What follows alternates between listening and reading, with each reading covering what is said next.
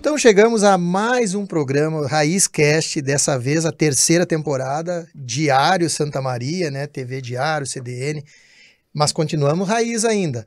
E para nós não perdermos, nós estamos agora no nosso quarto programa dessa terceira temporada e como é de praxe, eu não apresento o nosso convidado. Nosso programa ele é justamente para trazer empreendedores, contar sua história, mostrar para as pessoas sobre a dificuldade do empreender e também das coisas boas do empreendedorismo.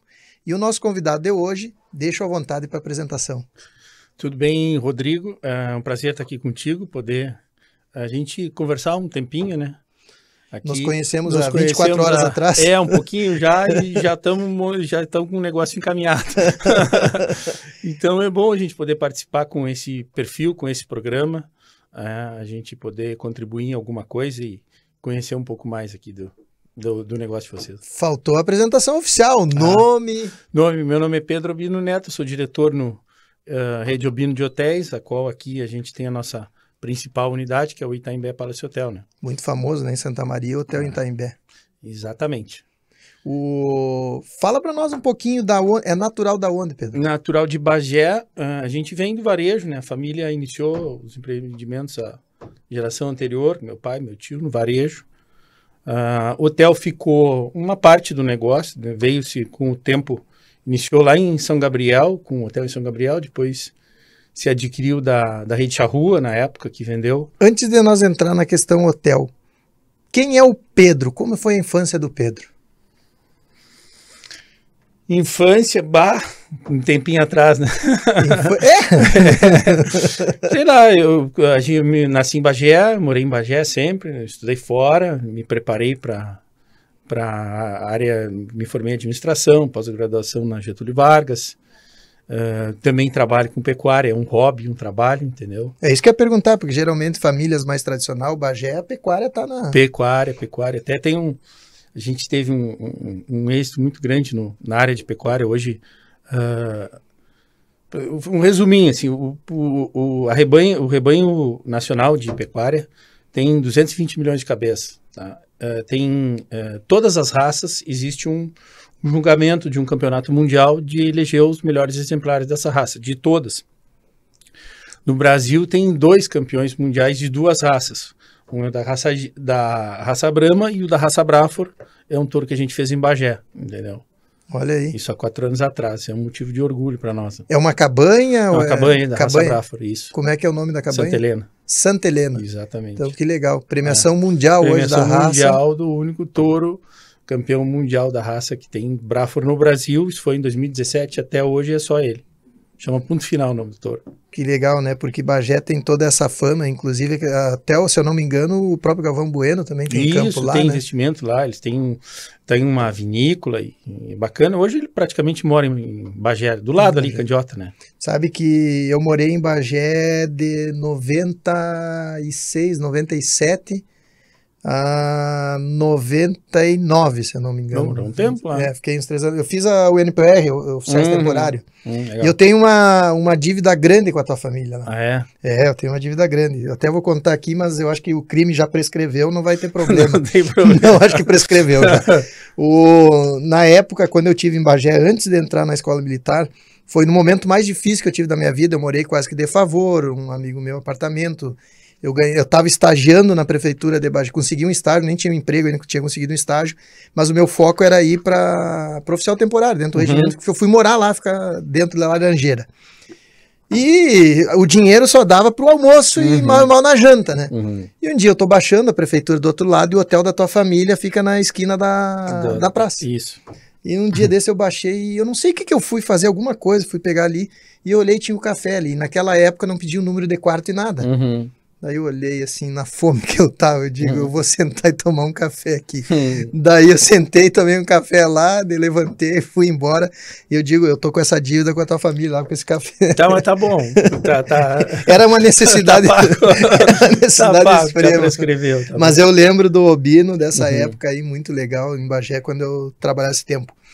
O Pedro, a família na pecuária, essa questão de fazer administração. O que tu achou? Por que não a veterinária? Por que a administração? Porque, assim, ó, a pecuária sempre foi um hobby. Eu sempre gostei de finais de semana. Meu tio investia bastante em pecuária. Eu ia para fora com um tio, ia para fora com outro. Sempre foi prazer. Eu estudava e quando piar, sempre que podia, finais de semana e férias, ia para fora. E como era sempre foi visto para nós como uma poupança, né? Entendeu? Ao invés de tu investir numa poupança, ter uma reserva pela situação de liquidez, pelo contexto, vamos investir em pecuária, entendeu? E aí no futuro passou a gente investir também, porque a nossa família investia. Aí com o tempo, e a questão de administração, porque sempre vivi no meio, sempre foi varejo o negócio. Aí o meu tio, como era o maior acionista da Albino, quando faleceu, me preparei no varejo também, trabalhei muito tempo no varejo. Aí há 18 anos atrás, ele faleceu, meu pai faleceu, mudou de geração a administração. Como foi a questão da Albino? Porque nós não podemos deixar de falar, uma empresa muito famosa no estado, né? Também vou te falar que os meus móveis, quando eu fui para São Borja, casei com Dona Jaque, os meus móveis foram todo comprado na Albino, inclusive o vendedor da Albino, ele me deu os balão para mim montar minha festa, porque naquela época eu não tava com dinheiro. Aí eu disse pra ele, cara, tô comprando geladeira, comprei, eu não tinha nada, né? E aí comecei a comprar lá e foi tudo na loja Albino e o vendedor me deu os balão pra festa. Legal. Então uma loja conhecida lá em Quaraí, sou natural de Quaraí, não tem, eu acho, quase no estado aí, principalmente, vamos dizer assim, da metade sul do estado, que não conheça a família, a loja Albino. Conta pra nós um pouquinho, então, como é que foi esse surgimento da Albino. A Albino hoje deve estar com 70 e poucos anos. Surgiu, até o meu nome também, a Albino é comercial de eletrodomésticos Pedro Obino Júnior. Meu nome é Pedro Obino Neto. Que legal. É o teu pai, então? Meu avô. Eu sou filho do Edson, que era um filho dele.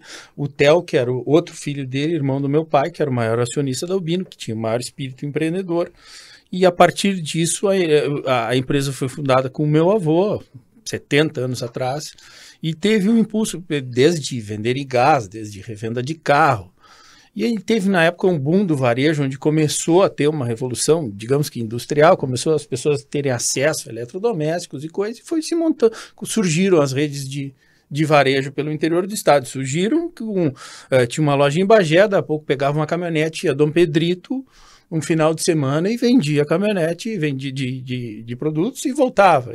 E assim foram surgindo as lojas. Daqui a pouco, tá vendendo bem, vamos montar um negócio aqui. E assim se montou, e não só a história da Albino, como se for pegar Colombo e outros varejos, surgiram basicamente assim. Aí cada inovação que acontecia, televisão, e aí todo mundo queria comprar e tal. E por último, o telefone celular, enfim, e tal.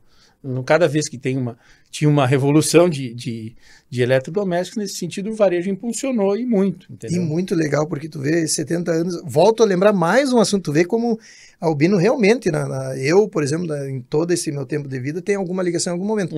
Agora tu falou do celular, eu lembro que o primeiro salário meu, ainda em Bagé, em 99, quando eu saí oficial temporário, que terminou a escola, eu ganhei primeiro salário, eu me lembro que a primeira coisa que eu comprei, eu precisava um telefone para me comunicar e tudo, e aí eu comprei na Albino, e ainda era eu sonhava aquele de flipzinho, só que não deu o dinheiro, e eu comprei o Nokia, o tijolinho. Então tem muita coisa aí. Eu me lembro de ver meu pai, meu tio falando na época que surgiu o fogão a gás, teve distribuição de gás, ter fila, fazer uma volta na quadra para comprar um fogão. Então tem coisas assim histórias bacanas que a gente...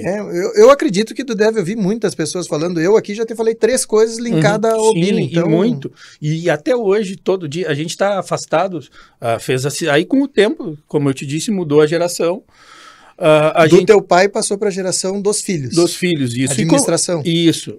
Que, na verdade, o diretor-presidente maior acionista era o meu tio. Na criação, então, era o teu tio e o pai, vamos dizer assim. Era a gestão, eram os 2 irmãos. Isso. Ok. Aí passou a segunda geração. Que isso é um grande problema nas empresas de passar de geração. Exatamente. Então, e aí chegamos nesse problema. Essa sucessão... De certa forma, a gente, como fazia parte, era acionista, não concordou com algumas coisas que tornariam... A segunda é que estava administrando. Isso, com a saída do meu tio, até então era um negócio conciso entre todo mundo. Que era ele o negócio, né? Ele estava fazendo voar. E o pai fazia parte da estrutura administrativa, eu participava também em marketing comercial, E aí mudou, não, agora a empresa, como é o maior acionista que define os rumos, né? Então, passou a ter uma outra ideia de administração. Existe também esse conflito de sucessão e empresas familiares. Aí tem o paradigma de empresa familiar e empresa, a profissionalização de a empresa não poder se tornar familiar. Através de uma administradora, né? Isso, então, para quem está nos ouvindo entender. Ela teve esse caminho aí, digamos, e a gente não concordou com algumas coisas. Bom, então nada melhor que separar os negócios. Aí a gente foi para o lado separamos, fez a cisão da Albino, a gente foi para o lado da hotelaria e se investiu também em pecuária. Então, desde 18 anos atrás para cá, a gente trabalha exclusivamente hotelaria e pecuária, né? Então, o grupo, na época, era loja e hotelaria. Loja, hotelaria. Nessa divisão, se transformou, lojas manteve com o lado... O meu tio tinha uma pecuária muito grande também, então eles tinham parte dele, só que nós passamos eu tinha um pouco de gado, arrendava aqui, campo ali e tal. Aí eu passei a organizar e centralizar em alguns lugares, entendeu? E aí parti para investir na genética também. Então, foi a seleção de gado Brafra.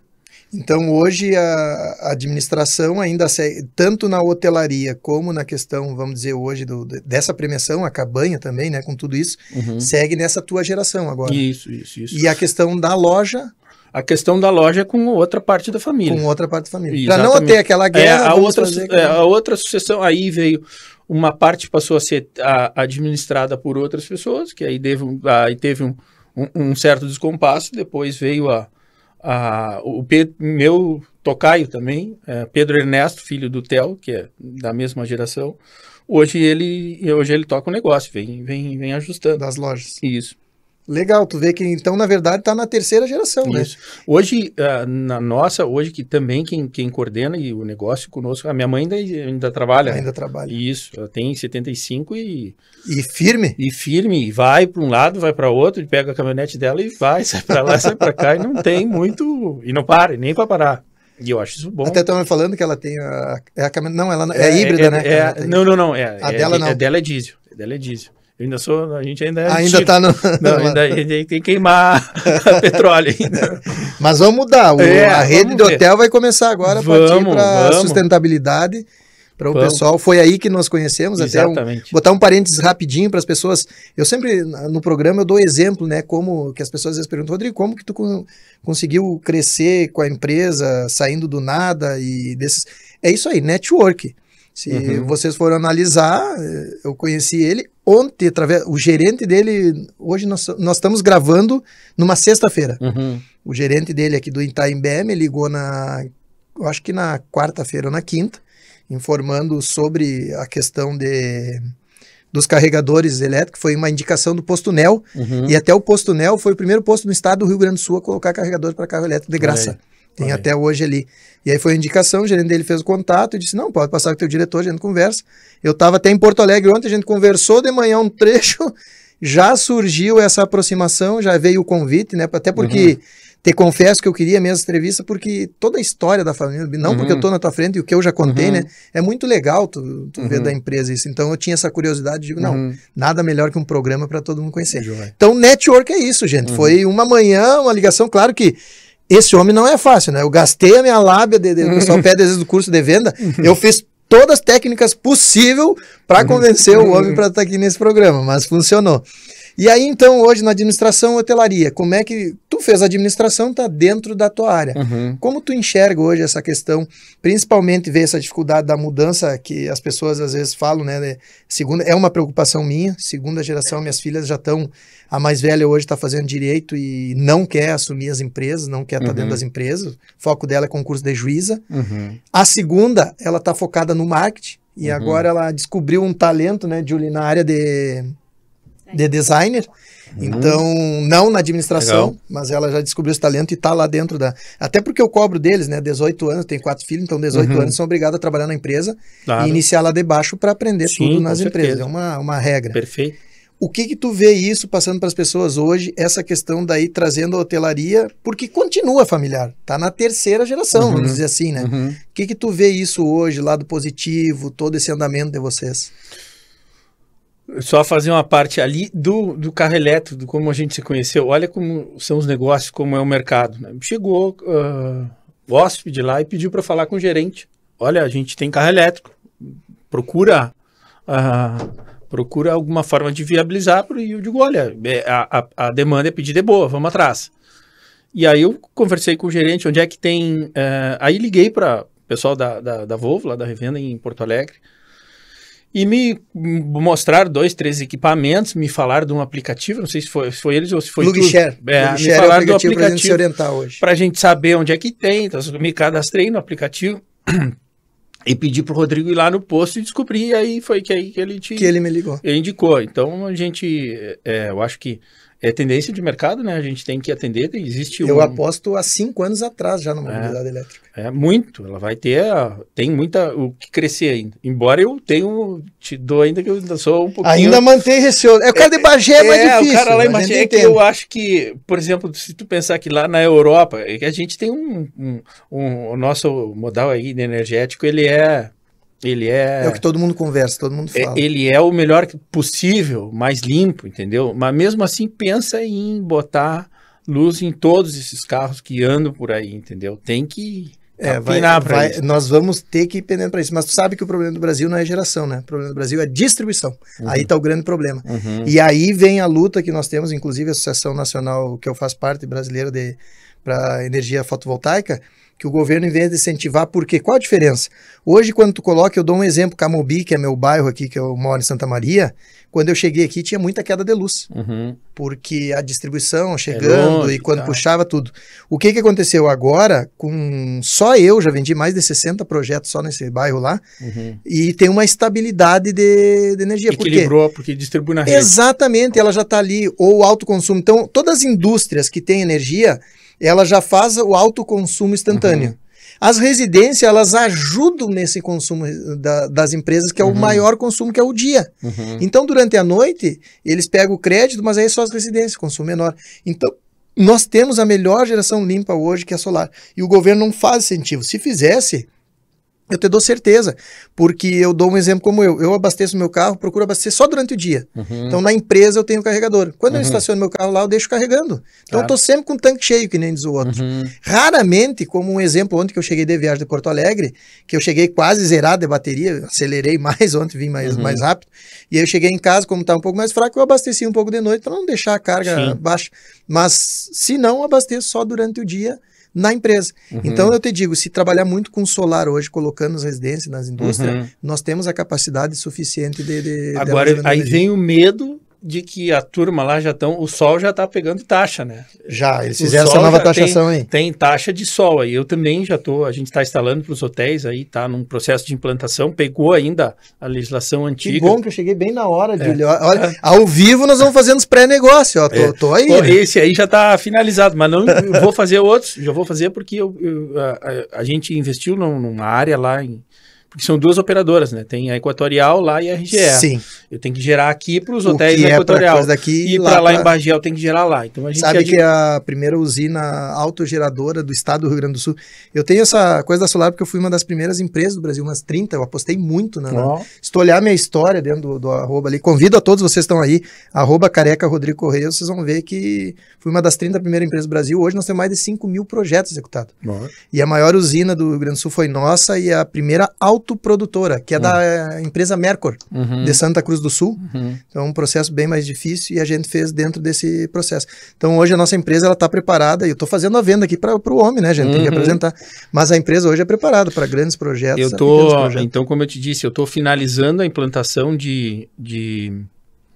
do nosso parque. Do processo.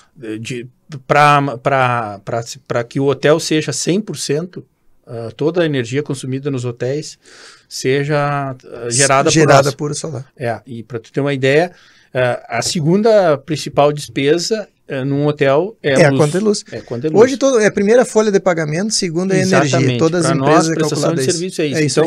Então, se tu tiver na tua mão a tua segunda principal despesa, é uma vantagem. Então, e vale muito a pena. Hoje tu pega, eu dou exemplo para as pessoas, pegar hoje um financiamento baseado numa energia, vamos lá, botar uma conta aí de 10 mil reais. A parcela do financiamento, tu não coloca um centavo e a parcela do financiamento é 7 mil reais. Tu sai ganhando 3 mil por mês só na troca. E ainda mesmo assim, olha que o nosso juros é um dos mais caros do mundo ainda, né? 0,39 mais CDI, hoje a média. Então, para ter uma ideia como a gente viabilizou, eu fiz isso via consórcio. Então, ia lá, dava um jeito, dava um lance, contemplava para tu poder ter um prazo mais elástico e para tu poder depois equilibrar. Ao invés de tu pagar a conta de luz, tu paga a parcela e era isso, entendeu? Mas vamos seguir porque tem uma área separada para tu fazer uma geração remota lá para tu poder comercializar a energia. Essa é a nossa segunda etapa. Aí daqui a pouco, daqui a pouco tu entra nessa aí, entendeu? Foi boa. Então, voltando, eu acho que esse modelo que tu falou, eu acho que quem é empreendedor, quem é empresário, quem tem sucessão, é o único possível e viável. Bota todo mundo a trabalhar no negócio, fazendo parte, passando por todos os setores. Eu fui assim comigo, desde vendedor, estoquista, passava pelo marketing, passava por logística, tudo que é setor que possível e imaginável, eu trabalhei dentro da Albino, entendeu?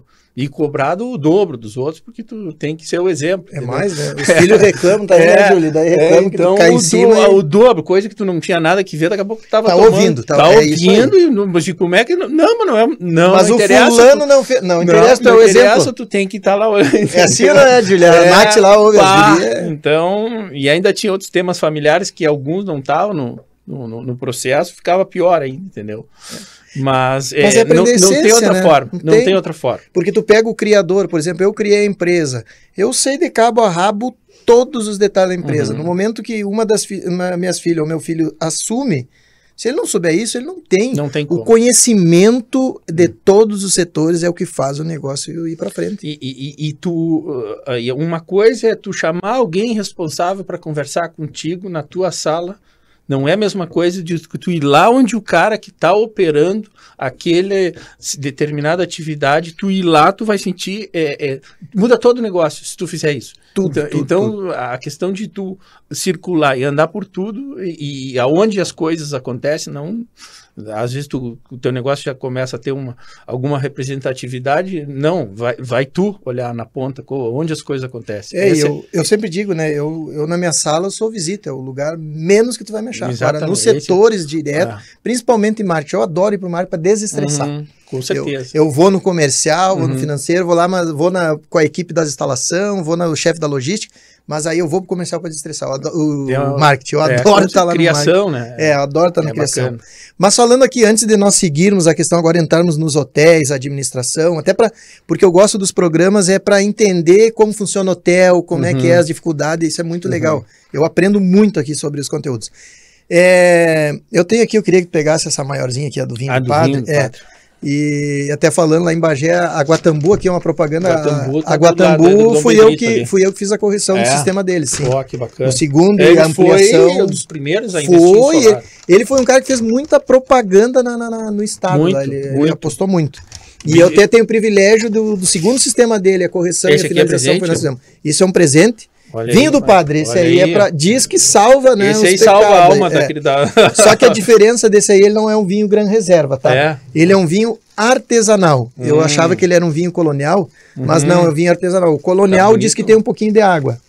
E o artesanal não, é 100% suco da uva especializado. Então, vinho do Padre é um vinho artesanal para te provar, o presente. E purifica a pessoa também. O objetivo é esse, trazer para todo mundo melhorar um pouco. Já estou começando aqui. A água também do Padre. Também, então, aqui a gente já esse começa a purificação. Como é que foi, então, antes desse, vou te dar mais um presente, então, aqui. Esse aqui é muito legal. Como é que auxilia aí, Júlia? Inalador.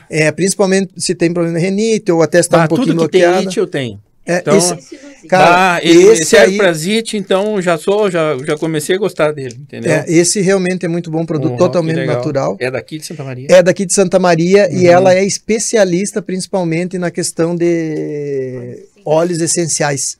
Então é a niche dos óleos. Legal. Então ela tem ela tem uma geleia que assim, ó, sensacional. Ela não vende essa geleia. E ela só leva para os eventos onde ela tá porque é a presença dela. E essa geleia é com aroma. Uma geleia eu provei muito boa. Então, Miche dos Olhos é ela que tá nesse presente aí. Vamos lá. Como é que é a gestão de hotel? Eu tenho curiosidade de aprender e eu acho que o pessoal também. Hotelaria, Rodrigo, hotelaria é prestação de serviço, né? As coisas que, basicamente, é gestão de pessoas, entendeu? Tu vai ter uma prestação de serviço através de pessoas, sempre, entendeu? Então, a questão de alinhamento da equipe, processos e todo, enfim, a gente...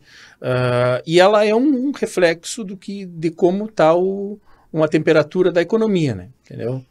E hoje ela tem com o fato da pandemia, vão se desenvolvendo os negócios, cultura, ela começa a foi revisada na marra, obrigado, entendeu? Então, a gente acredita, e o investimento que tem, número 1 de todos é que os serviços vão ocorrer através das pessoas, entendeu? Então, o que eu digo, às vezes, a questão de instalação, de tudo, a melhor coisa que tu ter uma chave para tu precisa de que alguém que te atenda, de que resolva o teu problema, de que te sinalize uma solução, de que te ajude em alguma forma na tua estada também. Então a gente busca muito nisso aí, entendeu? Aqui em Santa Maria foi uma das unidades que mais sentiu. Tô começando a te falar pandemia para cá, entendeu? Sim.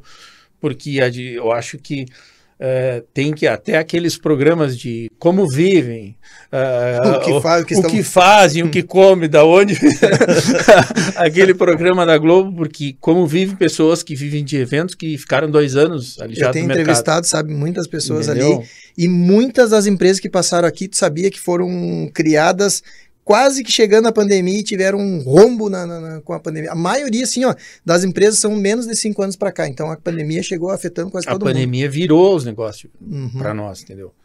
Muito, porque a hotelaria, ela muito se gera, além dos eventos, que podem ser, que a gente classifica de 2 formas, sociais, né? Festa, evento, uma formatura, casamento, ou corporativo, que uma diversidade de empresas que vão lá, de alguma forma, mostrar o produto, treinar suas equipes. Santa Maria é uma cidade central, sempre foi desde a época de Urbino. Se reúne, muitas empresas regionais se reúnem aqui para... Que é mais central, né? Para elaborar políticas de treinamento, de venda, de lançamento de produto, enfim. E isso alavanca muito a hospedagem, entendeu? Então, quando tranca isso, como é que tu vive, entendeu? Então, mas de alguma forma a gente se revigorou, tu descobre algumas coisas que depois de uma pandemia que tu poderia fazer aquela mesma coisa de uma outra forma, entendeu? Então, isso foi dar uma limpeza no negócio em si, entendeu? Então, hoje a gente e a própria seleção, que tu chega uma hora que tu olha, eu vou te dar um exemplo, olha, o teu negócio tem que fechar agora. E aí tem 150 funcionários, como é que tu faz? Não, vai ficar fechado, não é porque tem que... Entendeu? Aí depois tu passa 1, 2, 3 meses fechado, depois tu passa mais 6 meses faturando 15, 20%. Não podendo lotar, sendo mínimo. Não, 15, 20%. E aí, como é que tu faz? Entendeu? Depois tu passa outros 6 meses com 30%, 40%. Depois de 1 ano e pouco, tu começa a pensar. Mas dá uma enxugada boa nos processos, na forma de fazer as coisas. Então, hoje a gente é mais enxuto, entendeu? Eu acho que a gente presta um bom serviço, ou melhor ainda, até do que antes, porque tu seleciona, tu tem que, obrigado a reduzir a equipe, tu tem que baixar custo, porque todo e qualquer negócio, a receita o mercado te proporciona, aquilo que tu pode fazer ali, o custo é o que tu tem que tu vai dimensionar ou não, né? Entendeu? Então, você trabalhou muito nisso e hoje está com um custo mais ajustado. Eu acho que está todo mundo, né? Redução e agora esse ano também, depois resultado... E um custo mais ajustado te possibilita sobrar alguma coisa, tu começa a pensar em alguns outros investimentos. Claro que não, ainda não é agora, porque ainda tu tem... Tá tirando o atraso, tu ainda né? tem que apagar alguma coisa de tirar o atraso, mas te possibilita trabalhar de uma outra forma. Resumindo, bem simples. O que a gente fazia com 152 funcionários, a gente faz com 103. Deu para tomar totalmente. Eu acho que e isso a gente foi faz a mesma coisa e está vendendo até um pouco mais. Então, tem mais eficiência, tem um né? impacto monstruoso. Aí tu começa a pensar, bom, se eu fosse toda a vida que a gente fizesse negócio, a gente fosse com essa realidade, outra. Tu acha que a pandemia, por mais que prejudicou para vocês, veio para melhorar isso?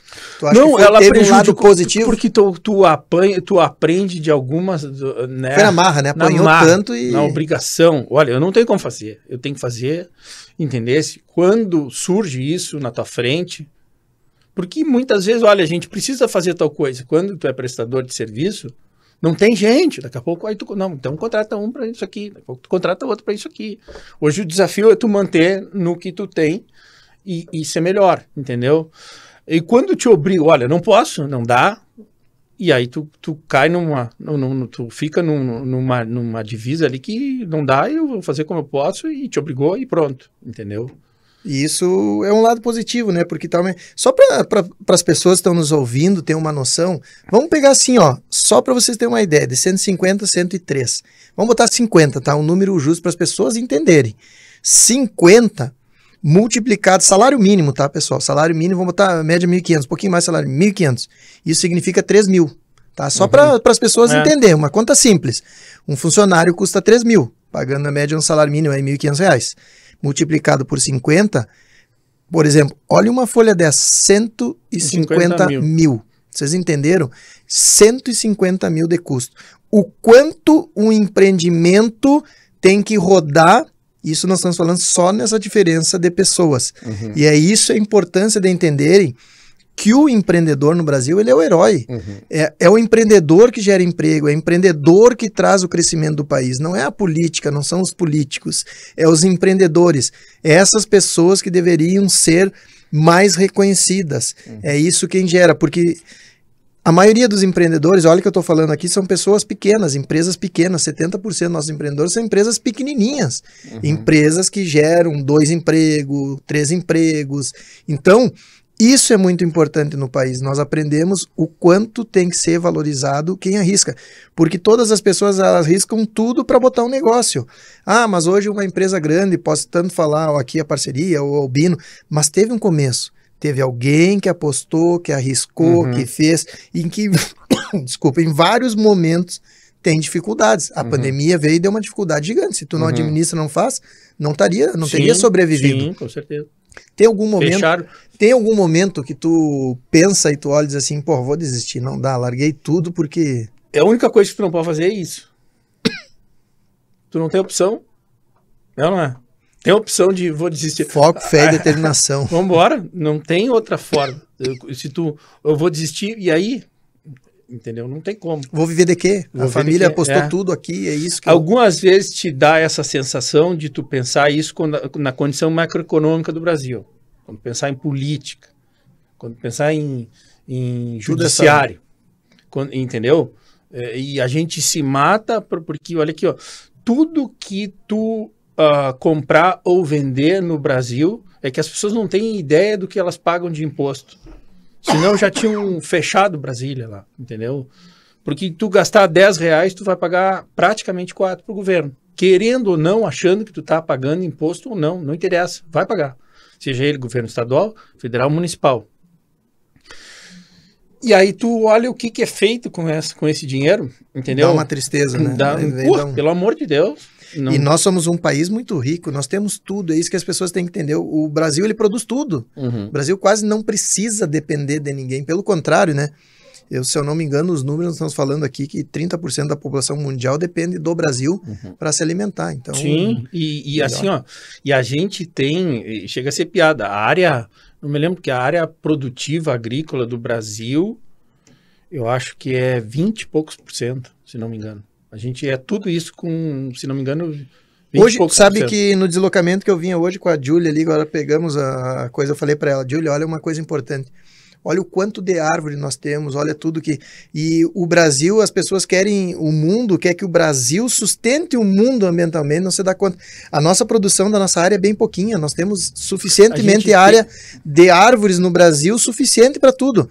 E o mundo não, o mundo ele quer área para plantio. Agora eu estava indo para...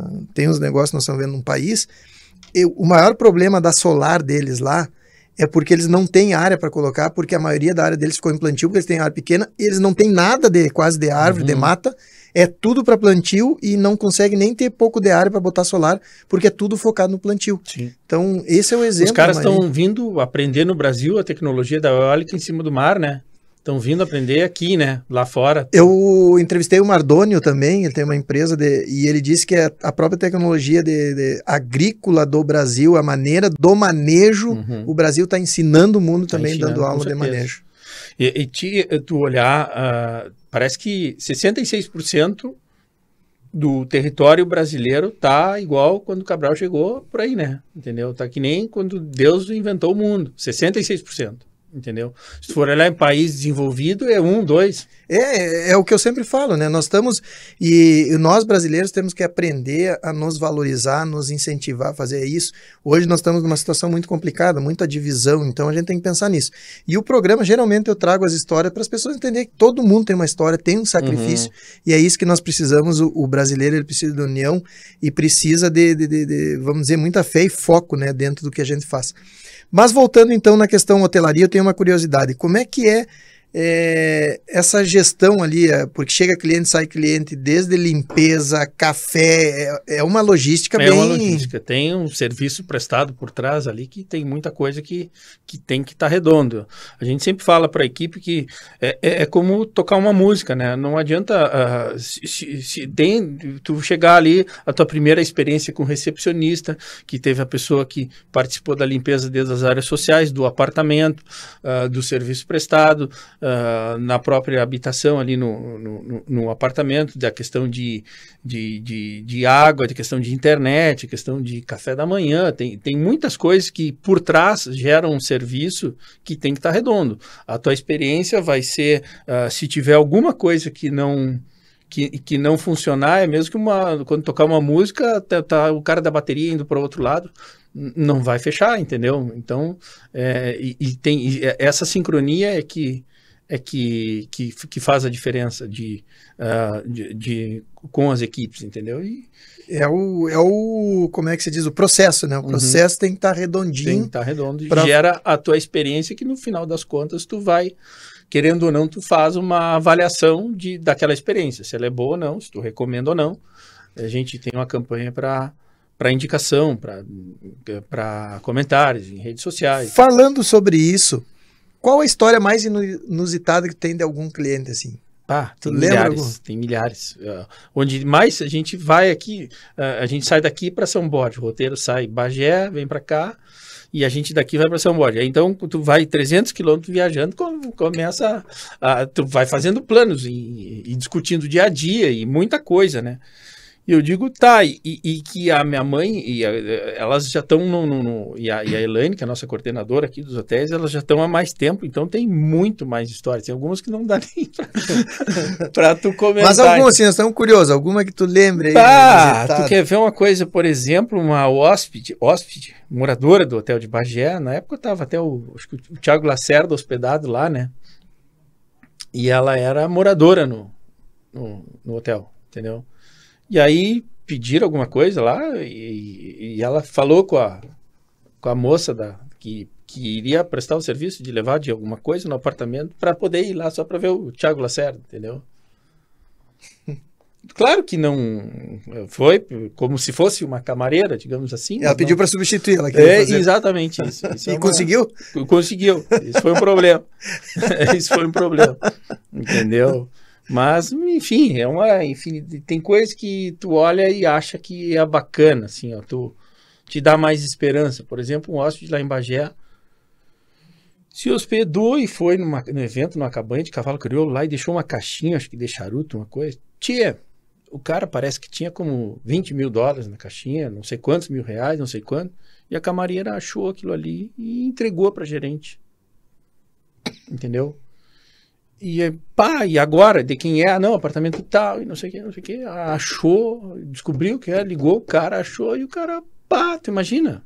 Devia ter uns 50 mil reais em dinheiro na tal da caixinha dele.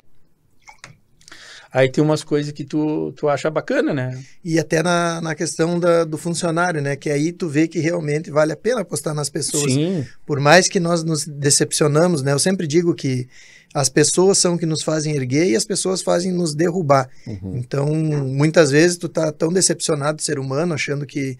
Mas sempre vem uma coisa que te levanta, como uma história dessa, né? Eu acho um exemplo desse bárbaro, em todo sentido, entendeu? Ó, eu preciso dar os parabéns para camareiro, é umas coisas que deveria ser o básico, né? A honestidade é o básico. Onde começaria, mas a gente tem que enaltecer isso de todas as formas, né? Porque hoje está muito difícil, né, essa complexidade. Voltando um pouquinho agora sobre criação de gado. Uhum. Conta para nós aí, pessoal também que não entende um pouquinho, esse prêmio, quão importante é e como é a questão, o gado ele hoje é produzido para corte, é isso? Isso. Como é que é? Tem raças de corte, raças de leite. Esse Braathor que a gente cria, a aptidão da raça é corte, entendeu? Um resuminho simples para se entender de coisa. Onde é que está o sabor da carne? Está na gordura, né? Dizem que está na gordura. Não, sempre. É sempre na gordura. Tanto é que a carne mais cara do mundo, a gordura é infiltrada dentro, marmoreio, né? Que chama, entendeu? Wagyu, a gordura entre a carne, entendeu? Agora vamos para a cultura da carne. Tá, vamos para a cultura da carne. Então, é a gordura que vai dar o sabor na carne, tá? Onde é que tem gordura? O que é gordura? Gordura é uma reserva para frio, entendeu?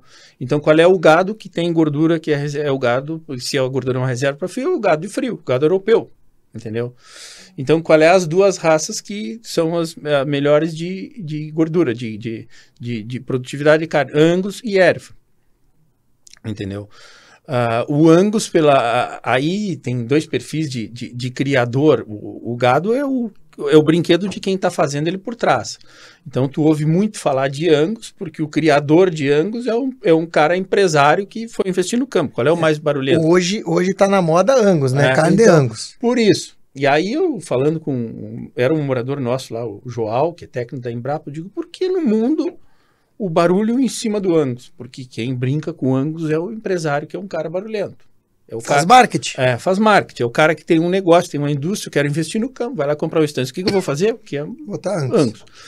E o perfil do cara que é o criador do Hereford, que é o gado nas mesmas condições, quem é esse aí? É o produtor rural. Ele é mais produtivo que o Angus. Mas o perfil dele é o produtor rural. E a carne é mais gostosa? A carne é tão boa quanto. As duas raças... assim, o Angus tem uma precocidade maior, ele é um bicho menor, então ele se apronta mais rápido, ele se reproduz um pouco mais rápido. O custo é menor para... O Hereford, ele tem um maior comprimento de carcaça, ele tem mais volume e tem um temperamento muito melhor, entendeu? Então, tudo que faz bem, tudo que é calmo faz bem para o gaúcho. É o que eu passo dizendo. Mulher calma faz bem para o gaúcho. Verdade, dona Jaque tem que ser calma, não é calma. Tudo que é calmo faz bem para o gaúcho. Então, o Hereford tem um temperamento. E ali na Embrapa, em Bagé, por exemplo, eles fizeram, olha, sobre condições de confinamento. Comida à vontade, qual é a raça que maior faz conversão de alimentação em carne? Hereford. Tá. Aí sob condições, aí tirou a condição de confinamento, comida na boca, sob condições de campo. Tá. Qual é a que deu maior produtivo? Braathor. Aí que eu vou chegar. No Brasil, a gente tem o sul aqui, que é frio, né? 90% é calor. Qual é as raças que andam no calor? É o zebu. Entendeu? Então, tudo que for calor é a raça que está aclimatada para o calor, é o zebu. Que é uma carne mais dura, não é? É uma carne mais dura. Aí vem a evolução do negócio. O zebu, tu vê que ele tem aquele couro solto. Couro solto. Tá? Aquilo é conforto térmico.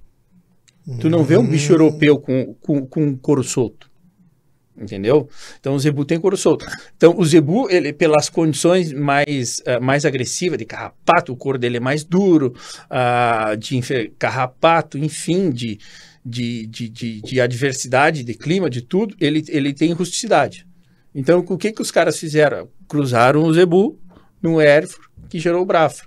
Cruzam o zebu no Angus, que gera o Brangus. que são raças intermediárias. Olha, eu quero pegar a tua aptidão de carne e quero te dar uma resistência, uma forma de tu andar no campo, onde é a condição geral da pecuária. Porque a pecuária ela vai sendo corrida para os campos mais duros. Que é o nosso interior do estado. Que é a parte mais dura, vai subindo perto de pedras. Onde o campinho é maciozinho, bonitinho, da agricultura. Não tem outra porque o resultado é maior. O resultado é muito maior. Né? Então a agricultura está no campo macio e a pecuária vai indo para o que sobra. Sobe, desce pedra, tudo. Sabe que semana retrasada semana passada, eu fui a São Borja rapidamente, que a minha sogra mora em São Borja. E daí voltei. E parei em Itacurubi não, entre Santiago e São Borja, na área perto da Codelaria do Rincão ali. Uhum. Eu até quando militar eu servi um tempo na Codelaria ali, conheço bastante dentro daquela área. E tem uma fazenda, tem um primo meu ali que trabalha ali, é capataz da fazenda, eu cheguei ali e eles estavam me falando que o pessoal está desistindo, principalmente aquela região, desistindo de criação de gado e indo só para a questão da lavoura. Só para a lavoura. O resultado da lavoura é muito maior. E tem um risco maior, mas o resultado da lavoura é muito maior. Então, onde entra a lavoura, então o gado vai se apertando. E até você falou também, não sei se confere, porque está muito concentrado quem compra carne, coisa mais lá para cima, e está mais difícil as negociações. Confere essa negociação para cá ou não? Como assim? De quê? De negociar a própria carne e por isso não, a carne, assim, ó, hoje nós estamos com a produtividade da carne, hoje tem algumas coisas que baixou, tu vê, ela está numa baixa de preço hoje, entendeu? Por questões de demanda. E produtividade que hoje o estado maior produtivo de pecuária é Mato Grosso lá, entendeu? Confinamentos, volume. Agora um enfoque um pouquinho maior. Para tu ter uma ideia, o rebanho americano, quando eu fui pela ocasião do prêmio, eu fui no Texas lá. Então a gente recebeu o prêmio lá no Congresso Mundial da Raça Brafra. E a gente visitou algumas fazendas, a gente visitou tinha uma universidade, tinha um pesquisador lá falando e aí, para tu ter uma ideia, o rebanho americano é 110 milhões, é metade do brasileiro. Eles abatem o dobro do que o Brasil. Por quê? Comida, simples. Pecuária é comida. E comida vem do apurar, é o grão, entendeu? Então, se produz muito grão, o subproduto do grão vai vir a ração para o gado, entendeu? E aí a aceleração do ganho para tu ter uma ideia, hoje aqui a gente abate no Brasil em torno de 2 anos e pouco, você está encurtando o período do abate. 2 anos e pouco, na casa de 400 e poucos quilos de peso vivo. Eles lá desmama, sai do pé da vaca, já vai para o confinamento. Tá? E abate nesse mesmo período com 730 quilos. 2 anos 2 anos. O dobro quase. 70%, 80%? Mas, não, o peso de carcaça deles é 400 e poucos quilos. Só a carcaça, tu tirou todo, entendeu? Pela questão do grão, pela produtividade. E aí um produtor que foi junto lá, mas vem cá, e ele falou, olha, aí eles dizendo, olha, vocês têm que revisar algumas coisas, vocês têm o dobro do nosso rebanho e produzem a metade, como assim? Tem muita ineficiência no processo. E aí o cara saltou, né? Não, tem ineficiência no processo por várias coisas. A questão do custo produtivo do diesel, o custo do adubo, a questão do incentivo do governo, estratégico para o negócio e tal. Aí ele parou e olhou, tá, mas isso são coisas que vocês têm que resolver, né? E né? Entendeu? Sim, então aumenta essa produtividade quando aumenta a comida e aí tu vai dar um giro mais rápido. A gente está aumentando e crescendo essa agricultura e também onde tem uma maior agricultura lá na questão do Mato Grosso, por isso que tem muito confinamento lá, entendeu? Hoje então, por exemplo, eu que sou um adepto a um mini campinho e trazer uns bichinhos para mim, até tem um amigo meu, tem uma cabanha lá em Quaraí, ele me deu uma égua prenha para iniciar minha cabanha. Boa. Aí comprei mais umas 2 dele lá. E o gado ele me deu o Angus, foi Angus. Nós fizemos uma negociação, mas quase um presente. E para mim, então, eu ter esses bichinhos aqui é mais fácil eu engordar eles, tá trabalhando através de coisas, porque pega mais peso, rápido. Aí a pecuária tem 3 ciclos, tu faz a cria, produzir o terneiro, que ela é mais longa, né? Tu tem que emprenhar essa vaca, tem que passar 1 ano caminhando no campo prenha, depois tem que passar mais 6 meses depois de até tu desmamar esse terneiro, para tu vender se for terneiro, e depois... Não, é para consumo próprio, para consumir. Então mais fácil tu ver, o abate isso, vende, compra um menorzinho do que tu vai girar mais do que tu fazer a cria, entendeu? Então pego as vacas, em vez de ter vaca de cria, eu compra pego as terneiras, que é mais barato, deixa engordar e vende, claro. É mais. E o manejo já tô tendo uma aula. Para quem tem aí um campinho, já tô tendo uma aula. E o manejo é muito mais fácil, né? Porque vaca de cria, o tempo da pouco ela perde o terneiro, cuidado, e parição. É muito mais simples tu pegar um terneiro e levar ali, ele pega dois terneiros, larga ali. Muito mais. Porque geralmente terneiro vem com um ano e daí mais um ano. Terneiro 6 meses, 8 meses, aí 150, e aí tu deixa 1 ano e pouquinho quilos, já tá pronto. Tu pode levar ele até 300, que o cara que vai matar te compra, leva no frigorífico, se tu tem um tempinho, leva ali 450 e bota no frigorífico direto e tá resolvido o assunto, entendeu? E é o melhor período de conversão alimentar. Porque o que eu sonho é assim, uma carne fresca, carne. Porque a conversão é o negócio, né? Quanto mais eles estudam lá quanto o animal come de alimento e quantos quilos ele fez, entendeu? E tudo é lotação. Por exemplo, tu tem uma vaca de 400 quilos num hectare, perto de 1 hectare, tu pode ter 2 terneiros de 200. Tu tem então dentro do hectare, em vez de ter uma vaca, eu pego 2 terneiros para engordar. 2 terneiros, eles vão consumir a mesma coisa, e uma vaca pode, se estiver ganhando, dependendo do período, ela vai te dar 1 quilo, 2 terneiros vão te dar mais, porque eles se produzem mais. Aí é conversão, né? Muito legal, para mim já foi uma aula, já outra visão, né? Porque geralmente tu imagina, tem uma vaca, ganha cria, e aí eu vou fazendo e vou... Não, então é mais fácil pegar um terneiro e fica mais... Mas é isso, e o tema da pecuária é mais ou menos por aí. Então, hoje está diminuindo muito a pecuária aqui no Rio Grande do Sul e aumentando mais no Mato Grosso. Aumentando a eficiência, né? Entendeu? A pecuária, hoje tu não tá começando, tu não vê campo nativo, as áreas passam a ser lavoura e pastagem. Lavoura, né? Lavoura e pastagem, esse gado no inverno... O gado tá mais confinado, então. O gado no inverno eles estão com pastagem de inverno, de verão, tá reduzindo esse ciclo para tudo. E nós temos hoje a área no Rio Grande do Sul, mais eu acho para a região de Bagé, a pecuária, né? Região, se pegarmos para cá, ou tudo, tá meio... Tem, eu gosto de viajar, tu que viaja, começa a observar o que tu tá vendo lá, você tá vendo gado, você tá vendo lavoura. Eu sinto que, se tu sair para a região aqui, São Borges, principalmente lá para cima, tu vê gado, vê lavoura. Já começa a ver mais lavoura, tem sentido mais lavoura. Então tu vai ver onde tu vê gado, onde tu lá tá vendo Quaraí, pedra, campo duro. Isso aí. Aí tá o gado. Então, entendeu? Pessoal, realmente, a área que é limpa é tudo lavoura. Tudo lavoura. A gente começou a ver pedra, começou a endurecer o chão, mato, sobe e desce, tu vai ver gado. Show. Hoje já aprendemos uma cultura que é tão gado. Estamos entrando na nossa reta final, então, e eu queria assim, toda a reta final do nosso programa, deixa uma mensagem. Tem 1 minuto e meio, mais ou menos, bem tranquilo, ou para te falar sobre pessoas, ou para te falar sobre negócio, que é o que nós colocamos para as pessoas na mídia que vai. É esse trecho teu que vai ser colocado na mídia para essa mensagem que vai passar para todo mundo ver, que chama para o programa, né? Então, como o programa é raiz, não tem edição, eu tô dando esse tempinho para te começar a pensar aí o que vai ser a fala. Então, deixo para ti aí esse 1 minuto e meio dessa fala, essa importância.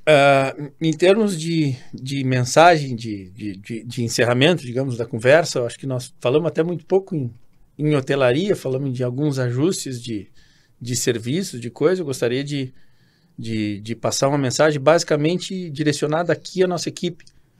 Então, que a gente está tendo um crescimento interessante aqui. Eu acho que, olhando um pouco interno para o nosso negócio, hotelaria, nossa prestação de serviço, o que a gente está conseguindo evoluir em termos de produto final, que a gente consegue entregar em termos de eventos, em termos de hospedagem, conciliada com isso.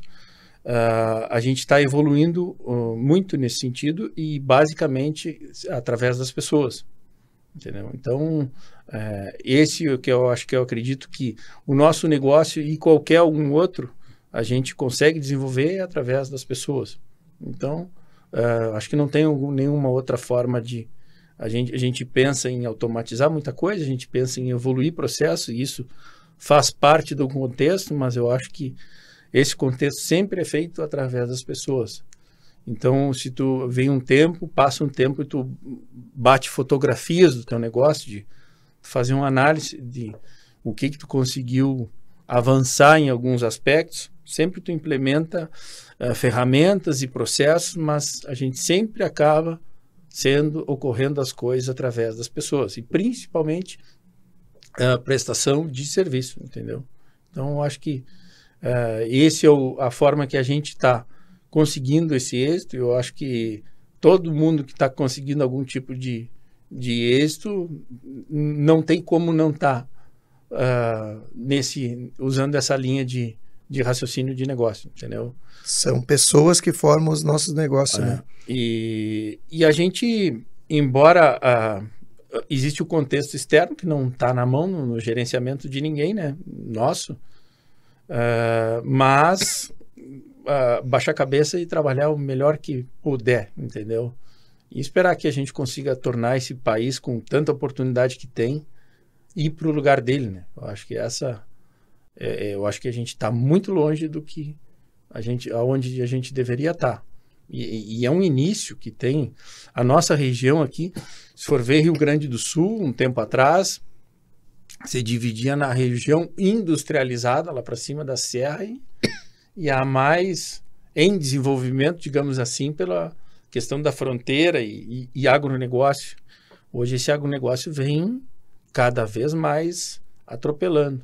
E vai ser cada vez mais o diferencial do país e a principal linha de desenvolvimento, entendeu? O que antigamente não chamava atenção, hoje se torna uma das pontas que puxa o Brasil, né? Que é o agronegócio. Com certeza. Então, nós falamos hoje muito, principalmente falamos sobre a rede de hotéis Obino, que é uma coisa familiar. Eu contei sobre essas histórias, né? Que não tem... Eu acho que não tem um gaúcho, principalmente da metade sul, que não conheça as lojas Obinos. Nós falamos aqui questão da rede de hotel, principalmente aqui Santa Maria e Itaimbé, né, que é um hotel, vamos dizer assim, referência em Santa Maria. Quem não fala, né, lá no Itaimbé, os eventos e outras coisas. E também falamos sobre a questão da pecuária. Já tive uma aula também sobre isso, as pessoas, né, deu para entender um contexto hoje geral. E aqui nós conseguimos desenhar o Rio Grande do Sul, né? Falamos de uma loja em varejo, comércio, falamos da hotelaria, prestação de serviço, e falamos em pecuária e agronegócio. Então tu vê que nós temos um eixo muito nesse programa, que é o que leva hoje o Rio Grande do Sul, né? Confere. Só faltou industrial, né? Não faltou. Eu até tenho uma coisinha que depois eu vou te dar um presente e de repente patrocinar. A gente está produzindo lá na época uma questão de pecuária.